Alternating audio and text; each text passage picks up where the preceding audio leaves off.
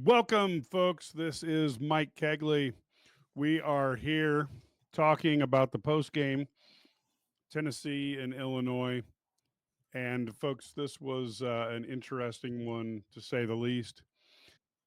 Ked, basically, Illinois got hit with turnovers at inopportune moments. I really think if they clean up how they run offense the last 5 minutes of a game, this team has a shot to be really good. Mike, there's just so much to unravel here with this game. I don't know. I don't know where to start. Typically, I mean, I have some concerns, obviously, but and I'm not going to hide them. I will occasionally, protect the player, but I'm just going to say what I say today, and I just got to get dealt with it. And I would challenge anybody who's listening to the podcast, get on and respond to it. I mean, just get on and respond to what I saw. There's going to be a blame to go around from things they should have done, who could have played, should have played, didn't play. But I'm going to start this podcast out with two people. Okay. Ben Humrickhouse played 30 minutes and had one rebound. I know it's painful. I'm asking all Illinois fans out there to, if you can go back and watch this game, watch how many times people beat him to the basketball to go get a rebound. I'm talking get in front of him, step in front of him. They run from the perimeter to get in front of him. If he gets the rebound, they take it. One rebound in 30 minutes. And as great as those step back shots are for Casperas, I know the fans love it. He had 7 turnovers. 5 of the 7 turnovers were unforced. Okay, we can talk about the NBA. I had one NBA scout call me Thursday night at 11 o'clock and say, "Me, he's high risk rewards." But if you want to deal with that, then great.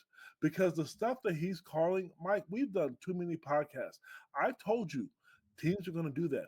They'll just take the ball from him. He's sloppy throwing the ball in bounds.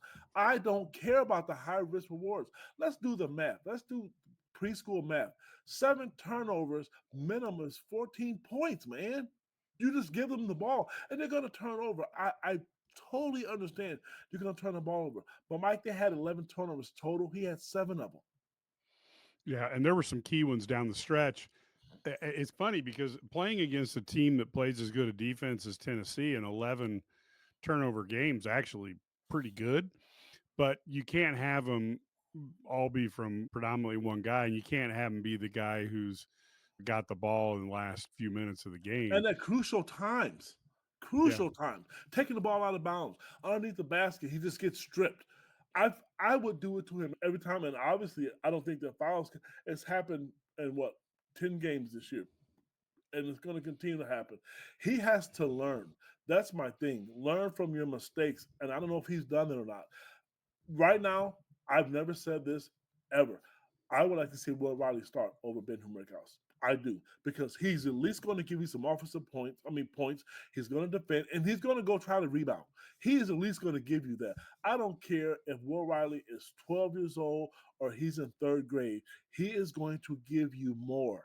He played a total. Let's look at his numbers here. He played 20 minutes and gave them 5 rebounds.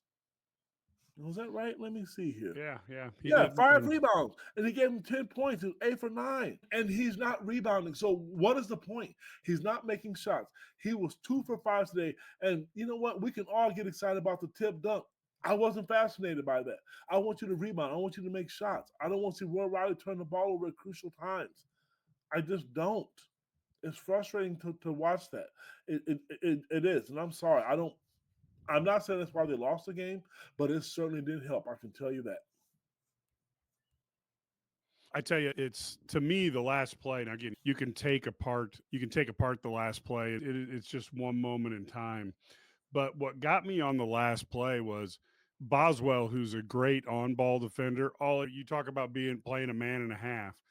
All he had to do was step over and seal off that drive lane. And there, all he had to do was Yes. step forward. You had two guys there who should have easily Three. Trey been White was able. one too, Mike. He was one. He Yeah, was another one. and so that should have. And then Yakusionis, he's got to play a little better defense than that.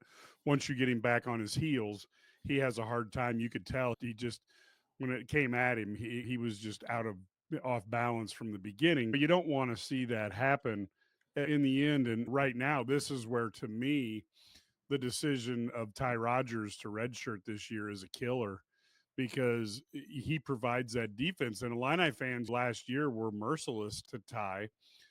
And of course, you and I weren't because we've coached before and we know how hard it is to get somebody to get those rebounds, to block out those guys, to play the defense at the key moment. But, you give me a Ty Rodgers for 10 minutes, 15 minutes this game, and maybe he only scores 4 points, but he probably gets 6 boards and helps out on a couple plays. And I thought Morez could have played more as well because he plays really good defense. And I know fans don't want to hear it, and I know we're old guys who are yelling at clouds right now. And I get the fact that I listen to podcasts and I hear coaches talking about speeding up the game and pace.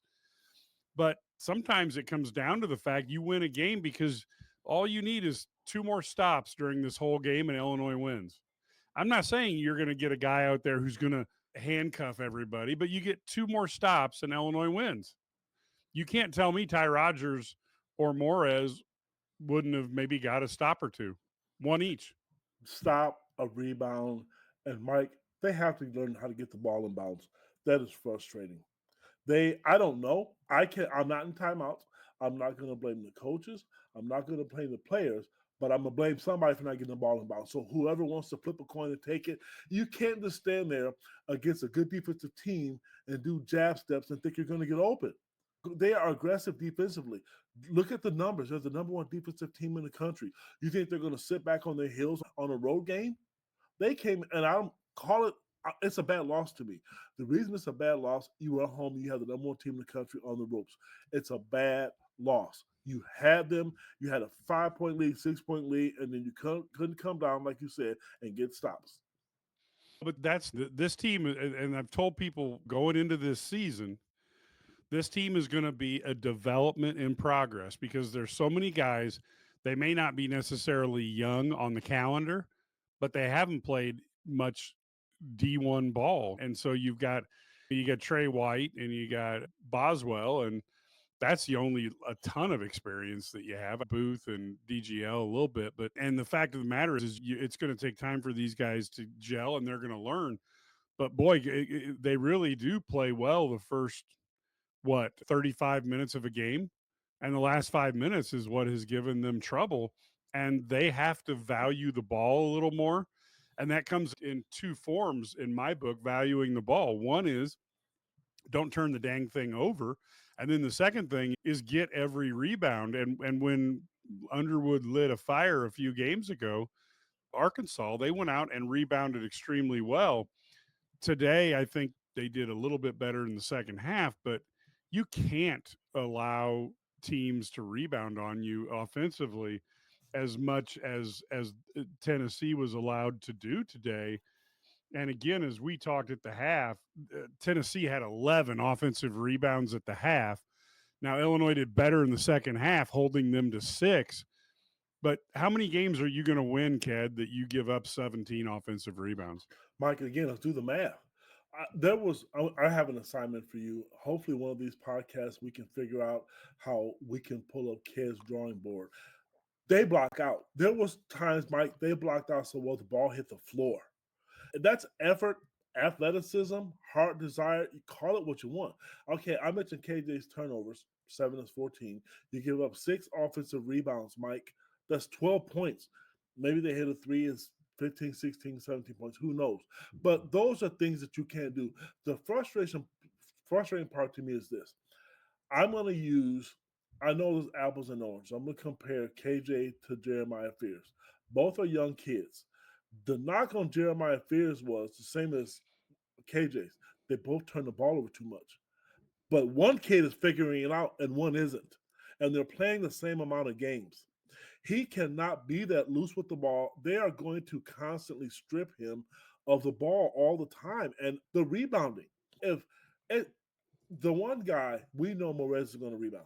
And that's one guy. And like I said to you, I am not going to sit here and make this personal with people, but if I had $1 for every person that has texted me in the last 30 minutes about Ben Humrichhouse's 5 points and 1 rebound, I could pay your house off tonight, Mike. I'm Well, telling you. it's hard. It's hard for me to blame everything on one guy, but I It's will not, but say, it's Mike. It's too many games. We didn't lose the game. They didn't lose the game because of him. Mike, this needs to be fixed all the time. We saw what Northwestern did. They exposed him. We saw it. He has to give more effort than that. He's 6'9". It would be different if he was 5'9", but he's not, and he's getting 30 minutes a game. You could look at guys that play 4 and 5 minutes a game that's going to give you that. Morez played 12 minutes, Mike, and he gave, what did he give? He gave 2 rebounds. That's what I'm saying to you. He's getting too many minutes to not be productive.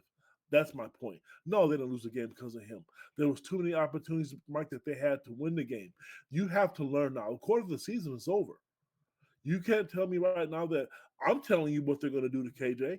You don't think other teams are going to do it?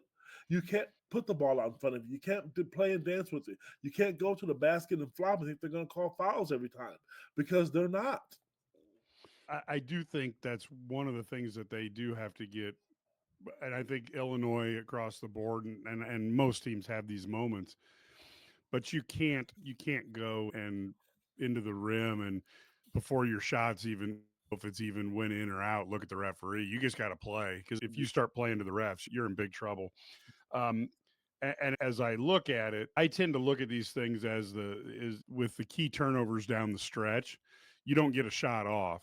So a lot of people go, the offense is the problem, and yes, the offense is part of it. And I think they're going to have to figure out the spacing game, and maybe people will disagree with this take, but the bottom line is they don't have a lot of guys who can create their own shots right now.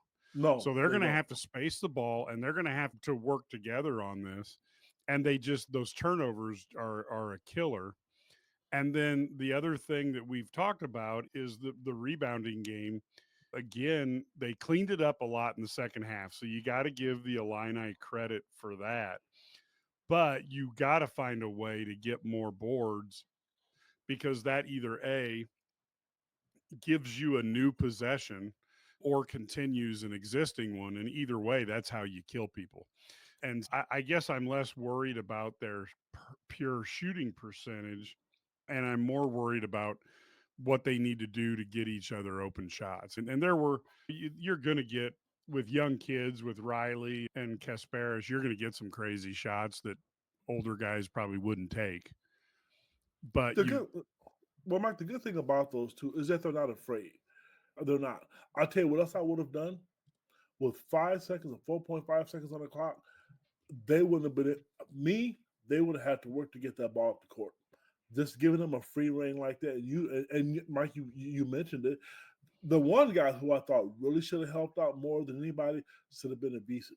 I think he was worried about giving up the pass with 5 seconds on the clock. You go block the shot, or you at least make him shoot over the top of you to give yourself a chance. Getting the ball in bounds is like a full-time job. I don't understand it. If I think what it seems like they're doing is they're getting the ball in bounds, then they're calling the play. But teams are making it tough for them to get the ball in bounds. And if Kasparis can't get the ball in bounds, I know a lot of coaches like to do this. A lot of coaches like to have their point guards throw the ball in bounds because they're a better passer.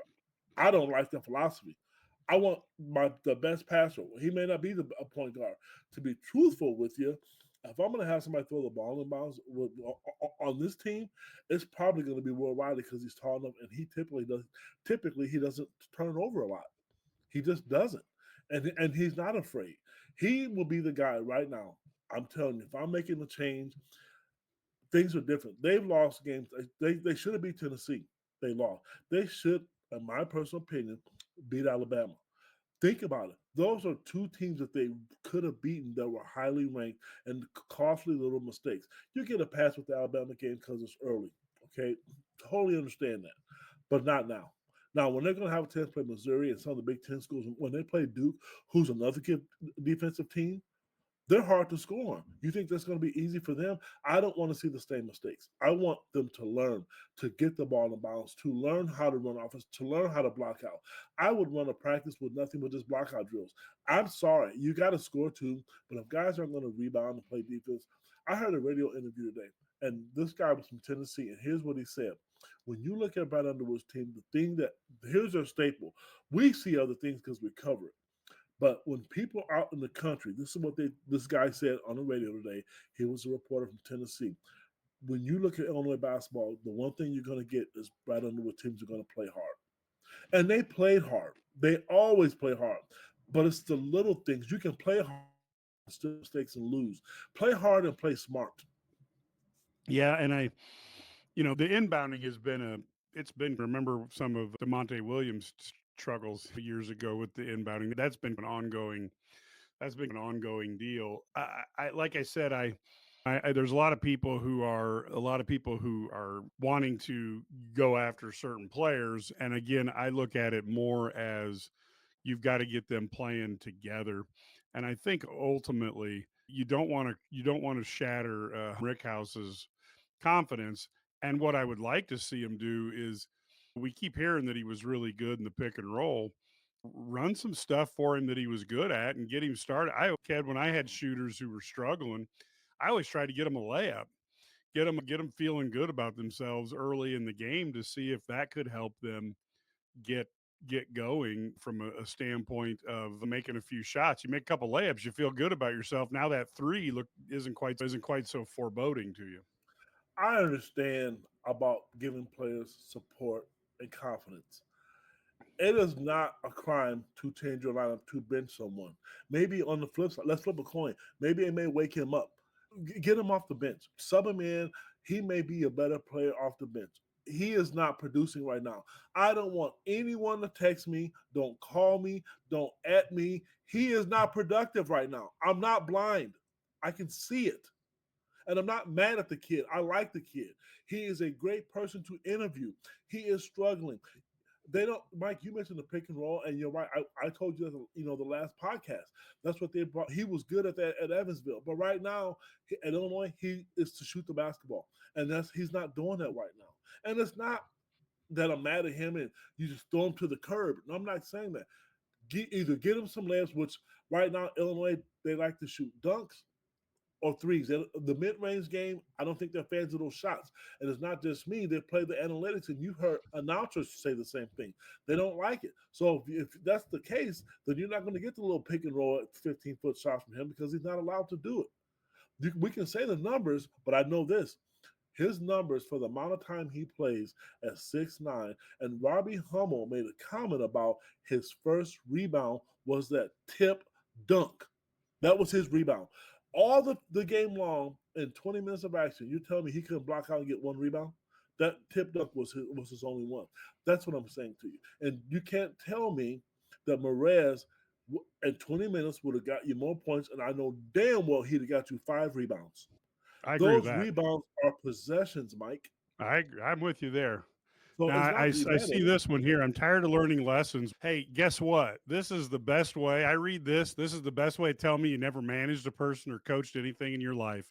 Because the bottom line is, if you think, for all the issues Brad Underwood has, if you think if he's trying not to lose, you just don't know Brad Underwood. I will tell you that. But in terms of learning lessons, that's what coaches do with these guys. And you can say this team would be 10-0, but Jesus Christ, there's another team out there that's trying to beat them. Some fans are like, "Oh, our team should win every game." This is the type of crap I read from people who think every year Illinois should be 34-0, and they're actually serious. There's another team out there that is trying to beat you, and when you have a bunch of guys, whether you want to admit it or not as a fan, but if you have a bunch of guys who are new in the Big Ten, they got to figure out how to play this level of game, and they have to learn how to play it together. I look at this team this year, and I do think the Northwestern game probably should have been a win. And you can create scenarios where you can say Alabama should have been a win, Tennessee, Northwestern, but there are five guys on the other team that are on the court that are also making a difference as well. So when I have to hear something like, "I'm tired of learning lessons," these guys got to figure out how to play at a very high level against really good athletes who don't want to lose. So if you don't want your guys to learn lessons, then you better hope that all they get out of the transfer portal is a bunch of fifth year guys, and you can rotate through them every year because they're gonna have to learn lessons. That's the nature of coaching. No offense, I don't get that one at all. I think what So he's trying to say, and I could be wrong, is that they're the most. I could be wrong. I don't want to speak for the person who made this comment. You're right, Mike. You're right, because there's the other team, and we can always say if and buts. I think what this person's trying to explain, the mistakes that they're making, the small mistakes, the little things, like the Northwestern game, to make an adjustment today. Not letting Cusperas take the ball out of bounds. Just a number of things. A number of things went wrong to me. And I'm sorry, like I said to you, and maybe that's what he's trying to say. And you're not going to win every game. But no, we can that's say my this, point though. People forget Tennessee's 10 so 0. often. People forget so often. They're like, oh yeah, Brett Bielema did this wrong, Brett Bielema did that wrong, and it's like, good lord, these coaches are doing everything they can to win. Sometimes it doesn't work. Sometimes the players don't do what they're supposed to do. Sometimes they drew it up and it just didn't happen. Good lord. Hey Brad, what are your thoughts coming out of this game? Oh man, that was tough one to swallow because Illinois really controlled the game for most of the game. They controlled the action for most of the night. Did a great job defensively, I thought. Missed some open shots early where they had opportunities, and then I thought there was a stretch when they were up 6. They had 3 bad possessions in a row offensively where they let them get back in and miss. And I say it, but they have to. The Euro guys have to get tougher. They're extremely skilled, but Ivasic and Yakichonis have to get tougher. They lose the ball too much. They don't get the ball enough. They miss easy shots. They miss layups when they get bumped, and they're too good for that. And I think that's the thing. Will Riley's got to get a little tougher. We saw him get to the paint and then miss shots, and he shoots what 1 for 9, 1 for 10. KJ's 5 for 15, but and Ivasic only gets 5 shots off. So those guys are your three of your best scorers. They have to be a little tougher, I thought. But I thought Illinois they competed.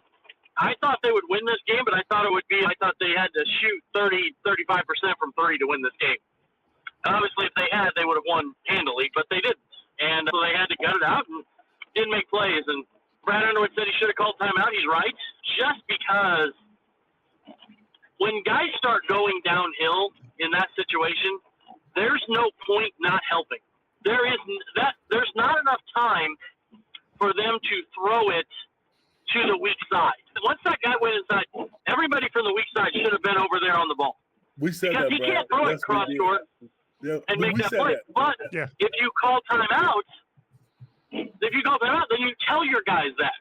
Because they are young and they don't understand. They haven't been in these high leverage situations, and so they're going to make mistakes. And I think that was bad. And we have, and I know we may get some flack for this one, but I thought that they really did a poor job inbounding the ball all day. Oh my God! It was difficult. Man, they had one listening to us, buddy. They had one. Now they had one really good inbounds play where they read what Tennessee had done. Oswald gets a layup and one. That'll start the second half. They ran a great inbounds play in that situation. But the baseline side of that outbounds play. Now I'm going to caveat this. Illinois has been over time. There was one year a couple years ago when Underwood was number 1 or 99th percentile in scoring on out of bounds plays, and people wouldn't believe that because it's not the way that they want it to be done. I think a lot of people think you do the screen for a screener, actually you get a layup like you do in junior high basketball. But there are some things that you can do. But I really think today they were really bad. Now some of that's Tennessee. You got to give them credit. They're really good. And they do a great job. But at the same time, Illinois has to set better screens. Part of that's that toughness that they just don't have. They're not tough physically. They don't set solid screens. They get bumped. They get run through. And it's just the whole thing. Even the play there, they got the ball on the sideline, and they got the ball, and they're trying to inbound it, and they give up the pick 2 on literally a play where you just got to seal your guy and make an inbounds pass. And I didn't think it's not very imaginative, but at the same time, just get it in bounds. I've never understood the get open. It's one-on-one, and they do this all game long, even in the backcourt. If a guy's guarding them, they just wait for somebody else to go get the ball. No, just get open. There's one guy guarding you. Get open. You have the entire court. Get open. And I don't understand it, like the mindset that they have when it comes to that. It's a little bit lackadaisical, a little bit kind of it's fine.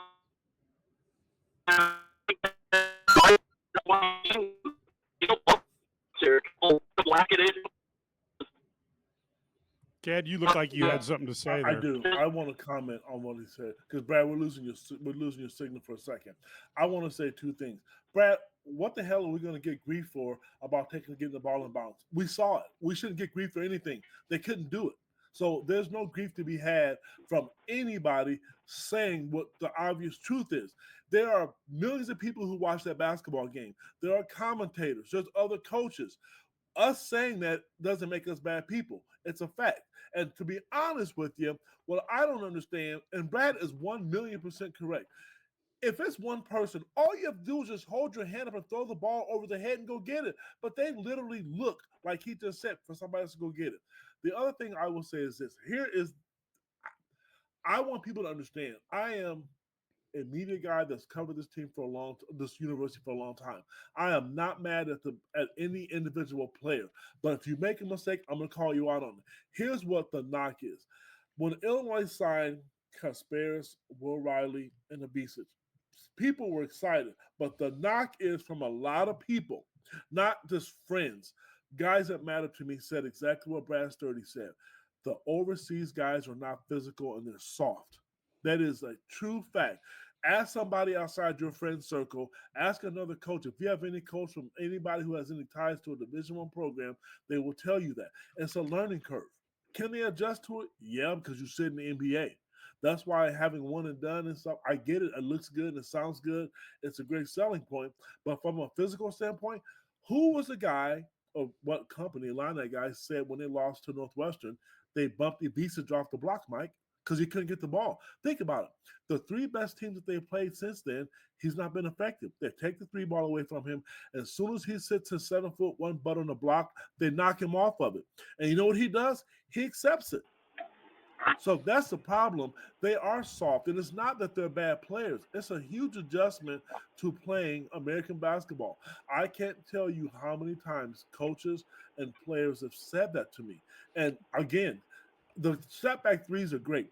The 7 turnovers to me, I've said it 20 minutes ago, I struggle with it. That's 14 points. He has to get better and tougher with the ball, or you're going to see this all season long. Look, and again, I go back to the fact there's no moral victories, but despite all the stuff that we had happen today, and it wasn't a bad game for the Illini, but it wasn't a great game. With everything going on, they almost beat the number 1 team in the country. So again, back to the fans who are saying they don't want to hear about these guys are developing and all that crap. I'm sorry, but that's part of what we're going to get. And if you want to compete at the highest levels, the Dukes of the world, they got a lot of great players, but they all have lack of experience. And so Duke develops over the course of the season. And what you want is Kasparis is starting to deal with defenses better. You can see him during both across multiple games and during a game, you can see him reacting to the defense and going against it. What he hasn't been able to cure yet is the turnover. And so I'm hoping that he's going to work on that.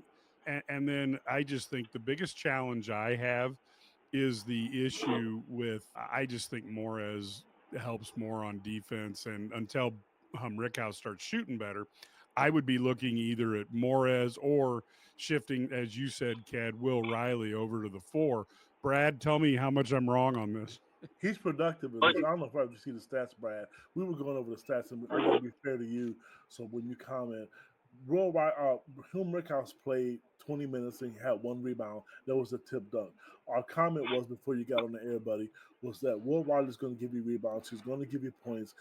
Rickhouse isn't making threes. Okay, so what? He's not guarding anybody either. To play 20 minutes a game at 6'9", he should give more rebounds. And this is just one game that we're talking about, but it's been all season. I want to be fair with you. That's what we talked about before Mike asked you the question. Oh, you can be fair. I don't need to hear because I'm going to have my own opinion, so it's fine.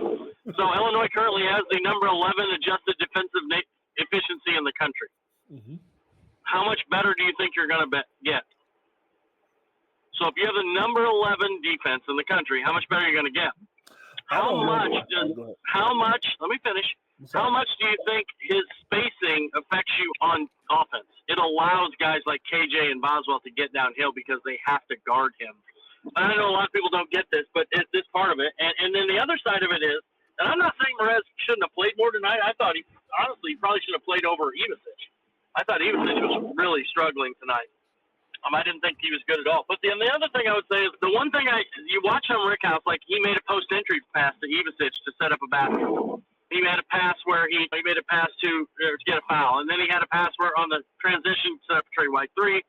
But I think the thing about him that is effective is help defense. I remember, Mike, you talking about the help defense that Coleman Hawkins played.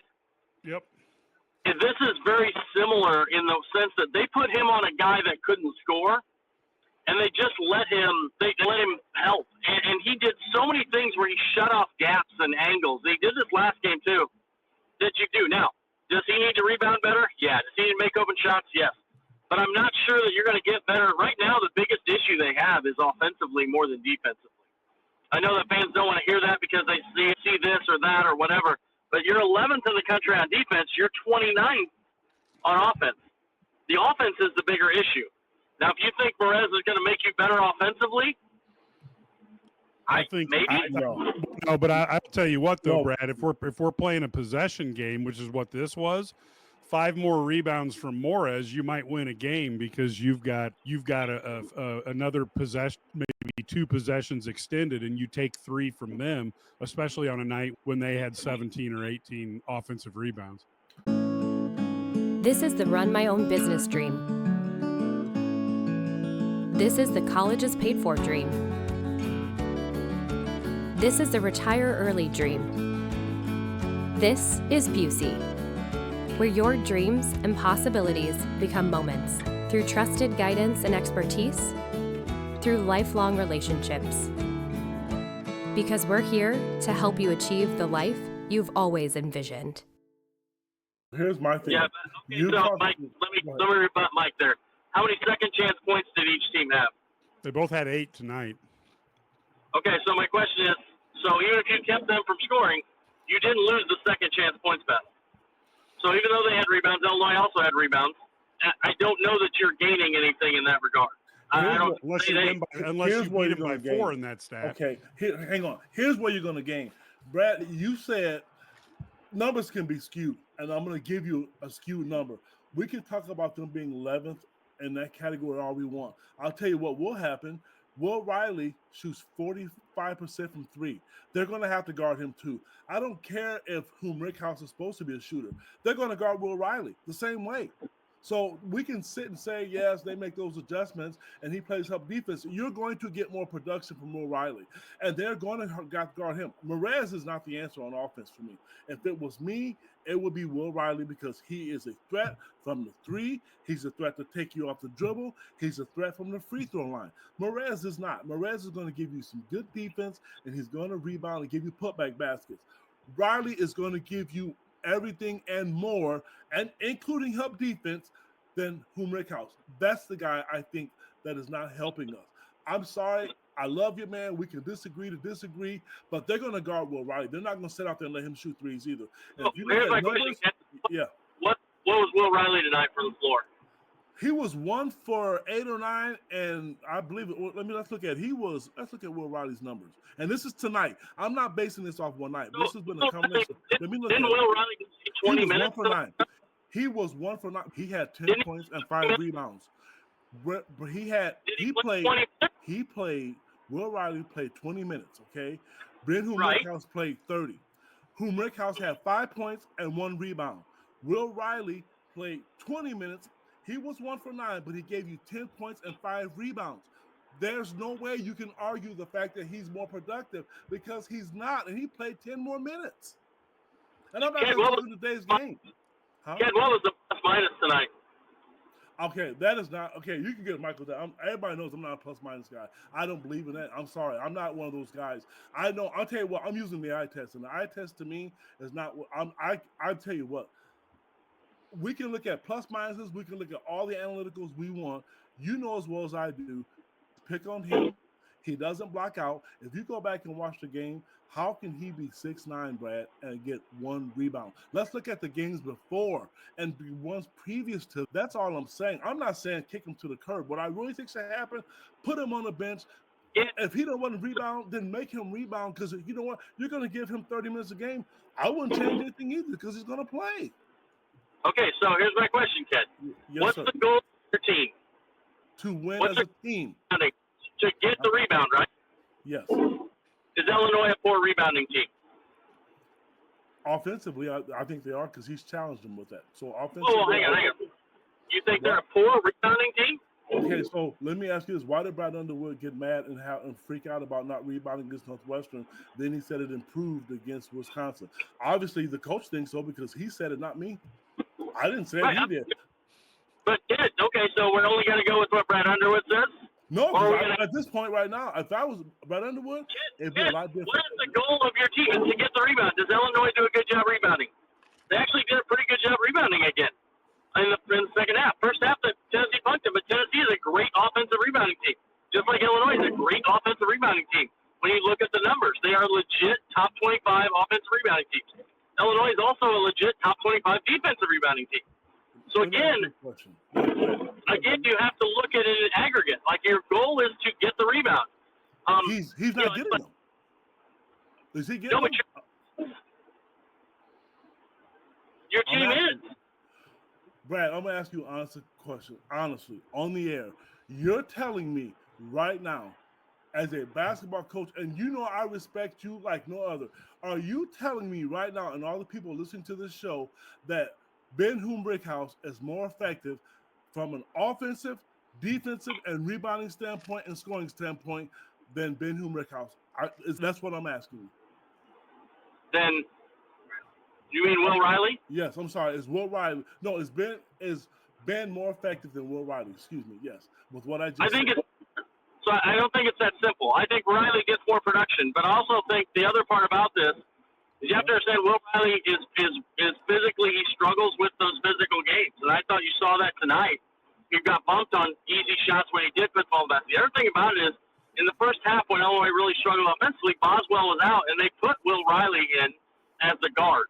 And you saw the ball doesn't, when Riley isn't a scorer. He's an isolation scorer. He's a great scorer. He's fantastic in that regard. But he's not a ball mover. I agree. He doesn't. And so what happens is, you can't just say this guy scored, so he's good. It doesn't always work that way. And so at the end of the day, if Will Riley more productive than Trey White offensively? I would argue that he is. But we don't want to get rid of Trey White, or we don't want to bench him, or we don't want to not play him minutes. So is he more productive than? I think that if anything, when Rickhouse is out, I think the guy that probably shouldn't have gone in is Jake Davis. Well, I think you get with Trey White at the 4 and using Riley at the 3. I don't, and so that's my kind of thing. That's my issue with all of this. It becomes like this guy's this, and that's the guy's that, and so forth. It's okay, but Brad, it's okay to change though. Too. You know what I'm saying to you? I mean, it's okay, because you know what? Trey White wasn't productive. He was sitting. He's only playing 10 minutes a game. It's not that I'm mad. I just don't. To me, this is a good team.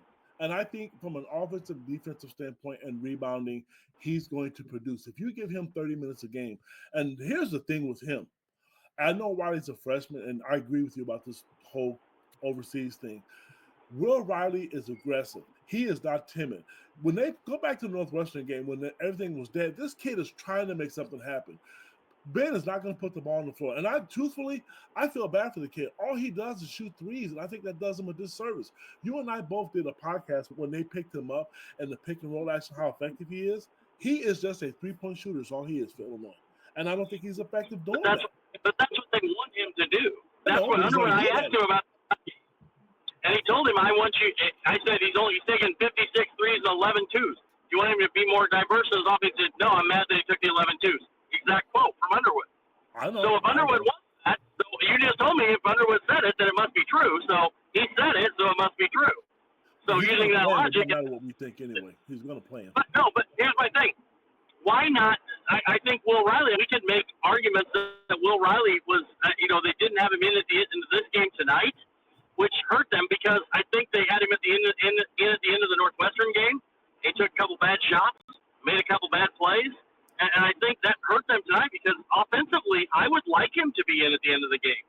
I really would. I think he's a guy who can score, but at the same time, I don't know that he wants the ball. Like, he's a guy who has to have the ball to be productive, and Right. so then it runs the thing. So I think there's only the problem Illinois has in some regards is there's only so many balls to go around. They're gonna run ball screens. What'd they run? Like, there was one game the other day they ran like 84 ball screens. It was 93 is what they said tonight, which was it? Yeah, it's insane. And so they're running, but they run KJ, they have to run Boswell, and then they got to put Will Riley in so he can get his in ball screens. So if you're a guy like, you look at, there's only so many balls to go around. So we may want Rickhouse to do more, but then that takes the ball out of other guys' hands.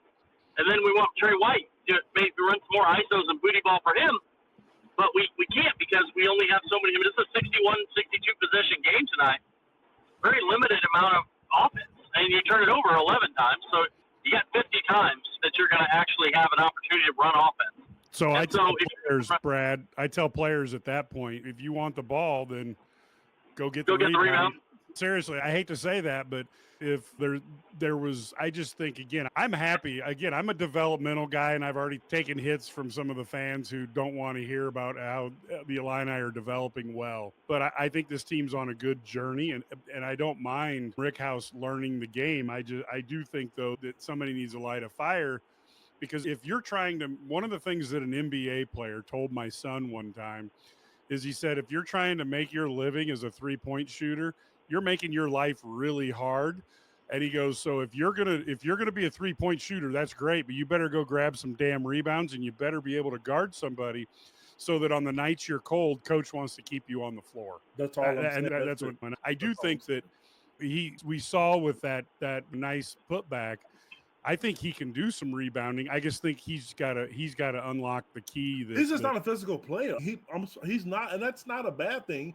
There was rebounds where they literally just pushed him out of the way, and that's what's hard because he is a big body. He's tall. He's just not an aggressive guy to me, and I don't understand that. He's too big of a player. And Brad, trust me, I know what Underwood wants from them. That's the last game or the game before, he was 1 for 9 for threes.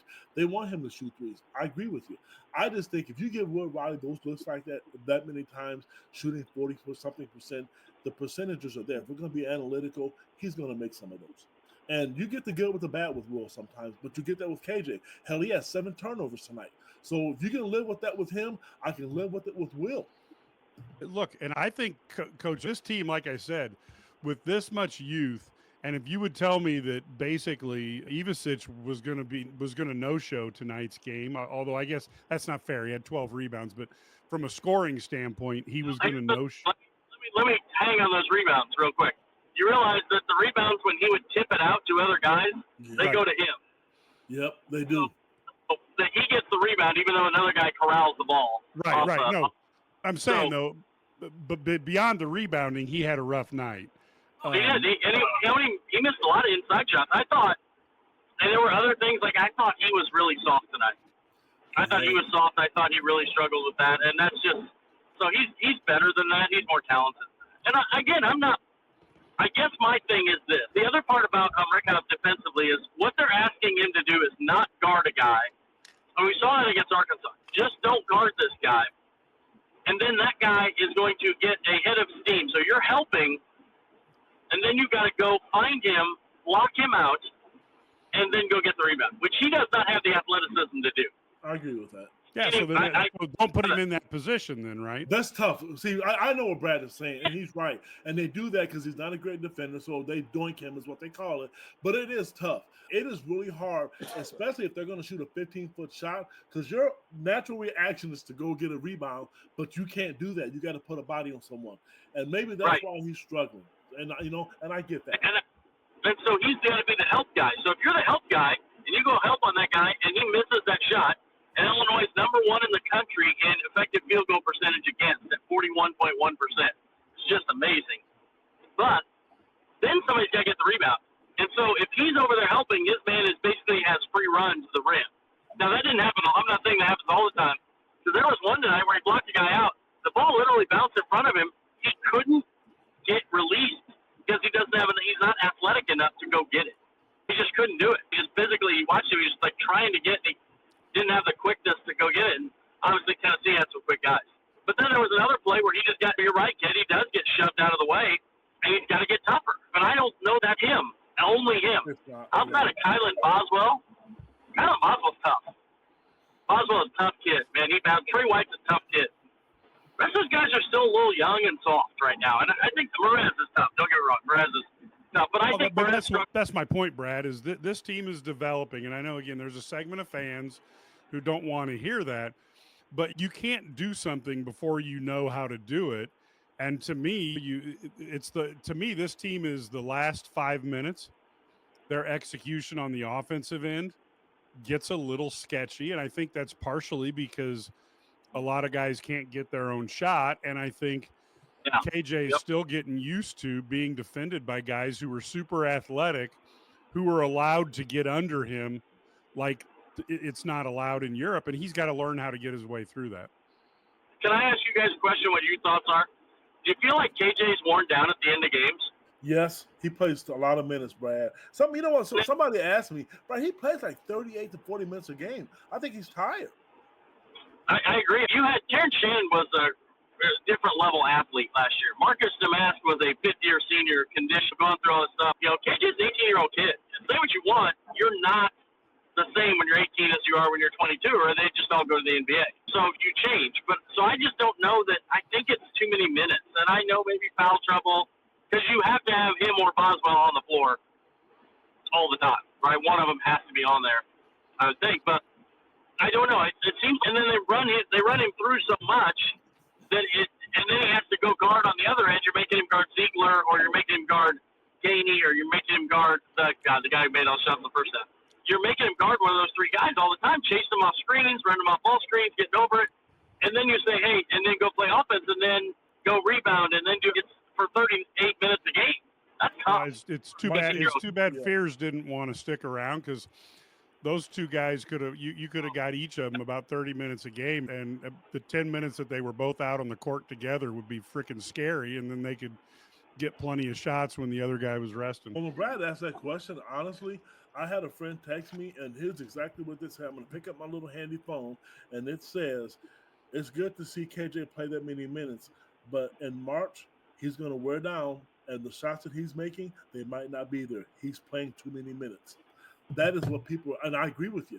That's why managing the first half, if Draymond's not going to kill you, give him 5 or 7 more minutes a game, because playing 38 minutes a game is, and like you said, he has the ball in his hands. Everybody's expecting him to be Magic Johnson or to shoot threes, and it is tough for him. It is. And maybe that's why he turns the ball over. I don't know. I don't think that's why half the time, but I know he's trying to make stuff happen. Nobody's trying to lose games, but I do think at some point in time, this is going to wear him down. I really do think so. That's a lot. Yeah, I agree. I think it's fair to look at that. I think you talked about it, both of us, you guys have talked about it in the past, that Ivicic needs a little bit of rest occasionally too, which gives you opportunities to give him a blow, and it also gives you opportunities to get Morez on the court. And I think with KJ, I do think you're running a lot tighter trapeze line there, trying to figure out you can't have him on the floor or off the floor too long, but you do need to make sure that when the last 5 minutes he's ready to go. And I don't know what you do in practice, Brad, but I think whoever's guarding him, you almost have to allow them to foul him mercilessly, because that's the way games are called nowadays, and he's got to get used to it, because it's not Europe anymore. And trust me, he's putting up, he had 22 points in a game that he wasn't shooting well. So I'm not complaining, but I'm just talking his development as a player. They're going to have to help him get through that. He had a freshman record. I don't know if you guys know this, Brad. You were at the game. I got to know it in, but there was a freshman record. He was the first freshman in Illinois basketball history to score 20 points in a game in 5 consecutive games. So he's scoring. Yeah. Did you guys hear the official explanation for he got raked on the arm at the end there by one possession before the sideline out of bounds that went for the pick 2 dunk on the other end. Brad was hot. Yep. And Brad was hot. Brad spent the whole time out. Yes. Yelling at the official instead of in the huddle. And I get it. He's upset. But somebody's got to somebody's got to be in there calling out play, what we're going to do, and be the coach, right, at that point. But he was talking to him, an official told him that if you're not in a shooting motion, then it's not a foul, even if they hit him across the arm. What the hell is that? Are you serious? That's what he said. He said, and so he actually, Brad Tucker, I'm going to call the officials guy and the director guy, and he's going to find out, because I've never heard of that in 38 years of coaching, that you can whack guy across the arm, but if he's not, and when he goes up, but if he's not in a shooting motion, then it's not a foul. Don't we see that in the NBA all the time? Guys stick their arms in there. There was one tonight, Brad. I don't know if it was Kylan Boswell. Somebody literally took the ball right in front of the guy's bench, and they called a foul. He didn't get hit in the arm. I mean, it was clear. If you watch the game again, you see what I'm talking about. Jake Davis took one. Jake Davis tied a guy up, and they called him for a foul. Yes, it was Mike Davis. Yes. Yeah, that's the one I was talking about. It was Mike Davis. Sorry, wrong guy. Yeah, it was really weird. They showed the replay on there, and it was like, wait, what? So I don't know. There were a lot of weird calls, but I think that one, I'll tell you why that happened. Fouls were 6-1 at that point, and they can call a foul on Jake Davis, and nobody cares. That's exactly what was going on, yes. Yeah, that Davis, was clear. nobody cares. He doesn't. But I'm going to make this call. I'm going to start to level these out a little bit with a call on Jake Davis in a situation that really doesn't affect the game, and I can even them out. And this happens in basketball. I know people don't. Officials do this stuff. I don't know. I do think KJ had 7 turnovers, but a lot of those are like just he gets too deep and tries to do too much sometimes. And so I'd like to see him maybe, I don't know, there's a couple where deflected pass that happens, but most of those were like he's driving in there and trying to just, I don't know what, he's trying to make something happen when there's not really anything there. And it was very unlike him, but I think Tennessee speeds you up. They really do speed you up defensively. So I tweeted this. Tennessee, the last 5 years, they've been 5, 3, 1, 3, and this year they're 1. 5 years in a row in the top 5 in adjusted defensive efficiency. They guard. So they can guard. They help defense. They guard. We talked about that before you got on the air, Brad. If you try to drive the lane, there's help defense every time. And there was possessions. I challenge anybody to watch the game. They block out so well, the ball could hit the floor. I know you remember that drill where you teach the team. Yeah, oh yeah. Brad, they do an unbelievable. I knew they were good defensively coming in there, but if you want to know how to block out and play defense, they show it. And they're athletic enough to go get the ball after they block out too. That's one of the things that Illinois is going to have to figure out, because you've got a few players there who just aren't as quick as some of the competition, which means you have to block out. You have to do some of those fundamentals, which generally European players are fairly well versed at doing that, because much more of their focus on development is on training in the practice scenario where you do reps over and over. And like I said, I think there's some adaptation to your game that needs to be done. And when I look at what KJ's doing now, as frustrating as I find the turnovers, it's pretty damn amazing where he's at right now. And he's only, 11 games in? Yep. 10. Okay. Yeah. So I'm giving him his due. Their top 6 guys, let's say I'll put Draven as 7 just because it makes my point. We'll put Will Riley as the 6th guy. I would say 4 of their top 6 are, Will's probably an average athlete at this level, but I think KJ and Ivicic and Henriquez are all probably below average athletes out on the floor tonight compared to other guys, like from a quickness and leaping and just explosion standpoint compared to the guys on Tennessee. I think Trey White's at Boswell's pretty quick, but he's not big, he's small, and Trey White's a good athlete, but they're not the most athletic team, is my point. Draven is athletic. He's crazy athletic, no question, but they're not an athletic group. So when you're not a very athletic group and you aren't shooting, it's amazing. They're probably amazing. They're 7-3 right now. But I think we've seen when they do shoot, like against Arkansas, they're going to be really good, and that's where they have to be. They have to start making shots. Yeah, start making some shots, and like I said, in a game like this where there's so little, and I think again this is how you teach a team.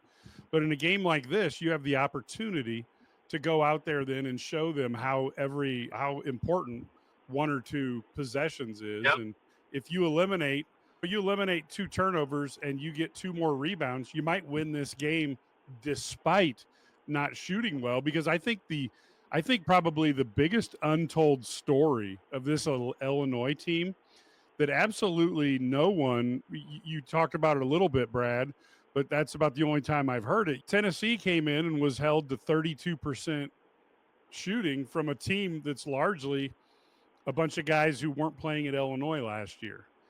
Yeah. You would not have thought, if I told you the number one team was going to come in here and shoot 32%, nobody would have believed me, and we probably would have assumed Illinois would win. But Tennessee did even better, and 29% at Illinois back. My biggest issue when people say Illinois needs to shoot better is if they're just a bunch of bad shooters, is Tennessee had a lot to do with that 29%.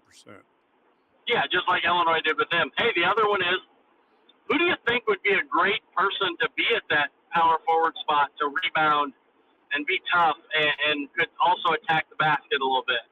Do you think of anybody who would fit that role? Anybody? Maybe sitting on the bench in street clothes? Yeah, Ty Rogers. Mike's been saying it forever. I've been saying it has been. I've been taking crap from the messages of people who think that when I suggested Ty Rogers for that, I took a lot of flack. Go ahead, Brad. No, your turn. No, I'll take flack for it because I think Ty Rogers is when you set up this team, you were planning on him playing a role. That was part of the plan.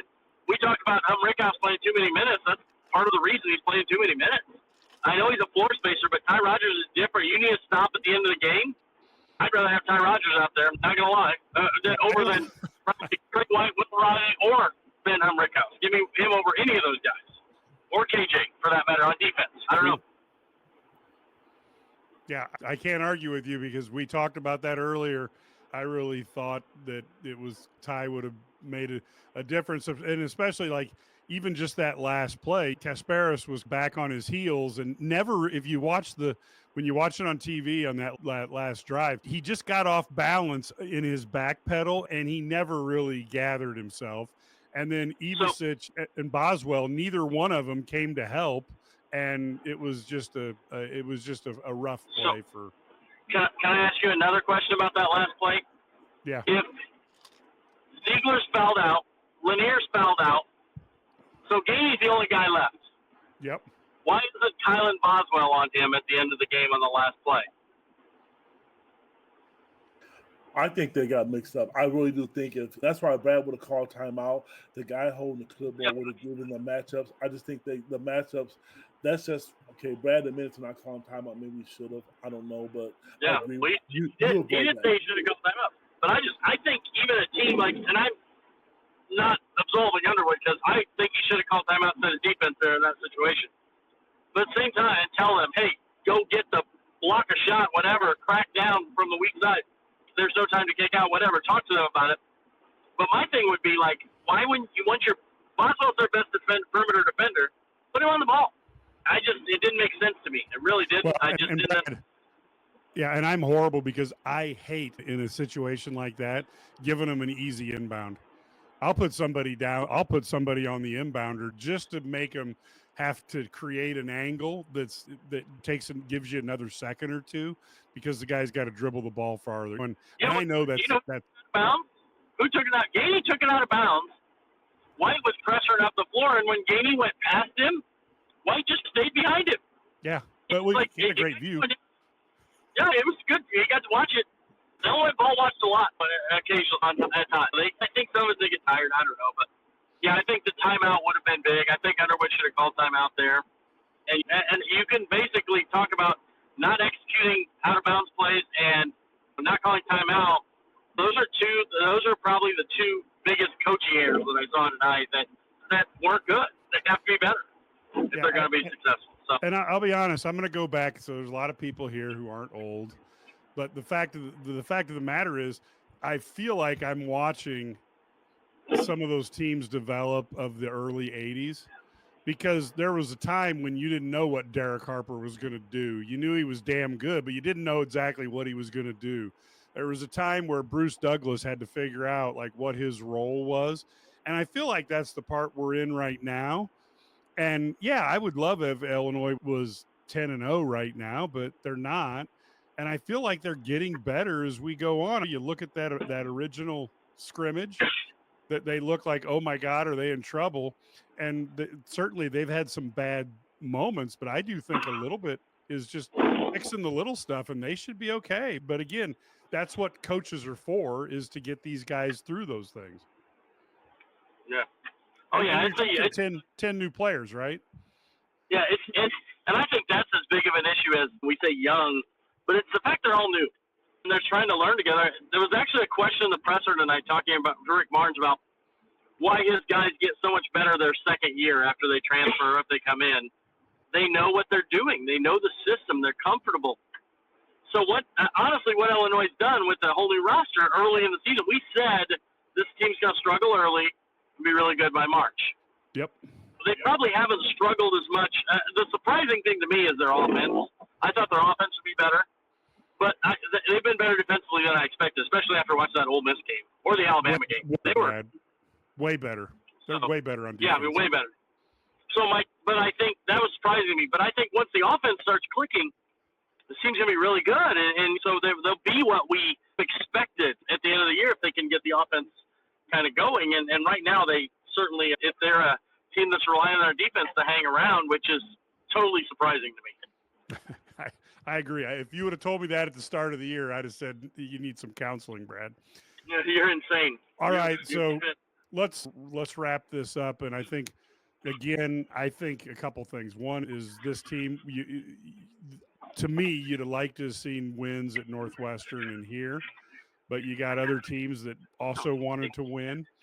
And there's plenty that this team can work on to get better. And come a week from tomorrow, they're going to have another pretty tough game when they play a Missouri team in the bragging rights game. And I think that's another opportunity for Illinois to put it together and see what we can do. Because I think the last 5 minutes of a game, if they start figuring that out, they do pretty good the first 35 minutes. I'll close with this. One thing I need to tell all the listeners out there who listen to me, one, Ben Rickhouse is going to play. It doesn't matter what I say or anybody else. I know fans want to see Morez Johnson play. He's going to play the same amount of minutes that he's getting right now. So we can stop asking that question. You can stop texting me. You can stop tweeting at me. If you think Coach Underwood is going to listen to me or to you, you are kidding yourself, because Ben is going to play 25, 30 to 35 minutes a game, and Morez is going to get 10 or 12. It's not changing. From the game standpoint, they let one slip away today. This could have been a program game changer on so many levels. I don't have time to talk about it. They let it slip away. Now you got to beat Missouri, and if you got a chance to beat Duke on a neutral court, you better find a way to win. Yeah, I'm not against. I do think the one thing I'll say, I think Underwood will change, but it takes him longer than maybe we would, because I look at Justin Harmon last year. He was playing big minutes early, went on that shooting slump, and then he was playing 10. Dane Danger didn't play at all early. Ends up being a key player down the stretch. So I think he will adjust. We'll see. I don't think he knows what he has right now. Last year, at least he knew he had Terrence Shannon. He knew he had Coleman, what he got from Coleman Hawkins. So I think he's trying to figure it out, just like we are. Now, and I'm going to agree with Ted. I think Rickhouse, I think they all play too many minutes, but that's just me. I'd like to see Rickhouse play 25 minutes instead of 35. But 30 tonight I didn't think was that bad. But I'd like to see Will Riley play 20, more like 25, Rickhouse, because I think they have value. The other thing I think that this team has to do, though, is they just have to handle getting bumped. They're just not used to it. And they have to, stop playing to get fouled. And I think KJ does that. I would say at least 3 of his turnovers were him trying to get fouled. You know what I mean? I think when you're trying to get fouled, it's, the one, they don't call it, and 2, it makes it so that they're not calling that foul. Then you end up with a turnover, and you end up not getting back on defense. It ends up in a run-out transition action. So, yeah, I think that this team has a long way to go on the offensive end, but they're okay. They're just not. You lost number 1.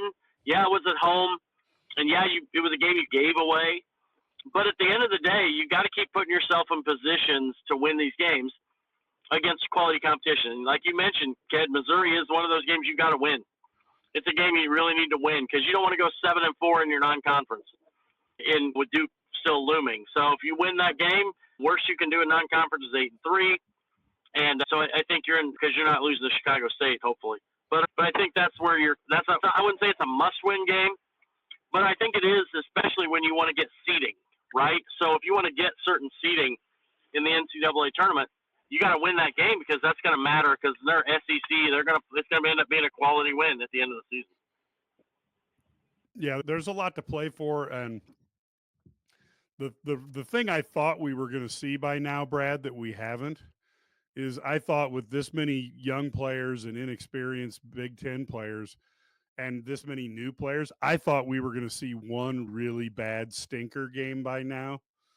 So I hope that's not in the future, but I think this team has avoided the really rough outing. And of course, first half tonight was pretty ugly, Mike, for both teams. That was bad. That was hard to watch. My eyes started bleeding about 3 minutes to go in the first half. Yeah, but that was the refs, Brad.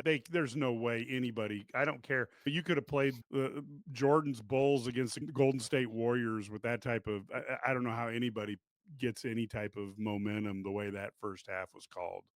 But I guess my point is I really think this team has been surprising because they do compete and they find ways to keep games close, even if they're struggling. And I do think that they've got to figure out, how to get used to the physical contact because it's going to keep piling up as the Big Ten season goes.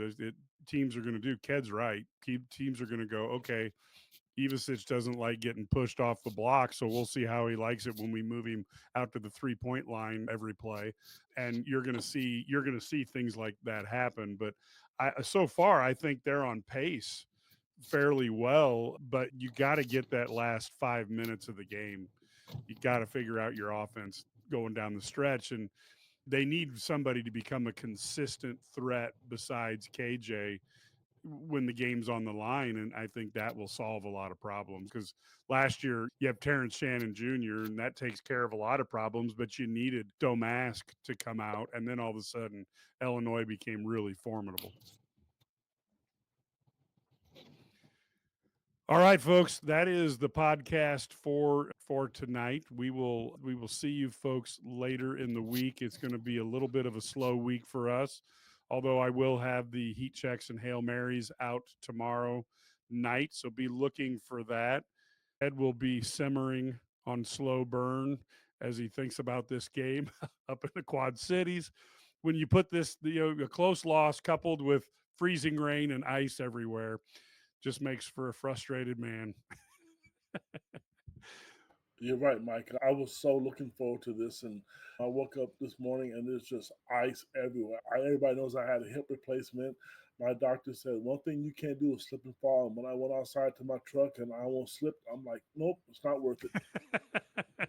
That's good. We do not want anybody hurt, folks. Look, here's the other thing. It's that time of year.